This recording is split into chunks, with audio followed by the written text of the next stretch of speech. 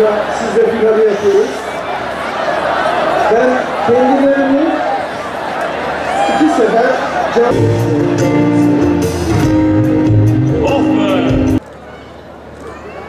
Efendim, bizim buradaki görev düsturumuz şudur. Bu kadim ilçede tarihi, kültürü derinlere inen bu ilçede aziz Cizrelilere güzel şeyler gösterelim. Elbette bizim görevimiz beton binalar da yapmaktır. Yollar da yapmaktır. İçme suyu getirmektir. Ama biz öncelikle vatandaşlarımızın gönlüne girmemiz lazım. Bu nedenle ilçemizde az evvel zikrettiğim faaliyetler yanında sosyal, kültürel, sportif ve sanatsal faaliyetleri de gerçekleştiriyoruz. İşte bugün de bir ilk olacak. Yaptığımız her faaliyette istiyoruz ki Cizre yeni bir tadı, yeni bir güzelliği görsün. Çünkü bu aziz vatandaşlarım, aziz Cizreliler, bu kadim ilçe bunu hak ediyor. Bizlere vereceğiniz destek, bizlere vereceğiniz güçle daha güzel faaliyetlerde bir arada olacağız inşallah. Teşekkür edemeden geçemeyeceğim. Sağ olsunlar.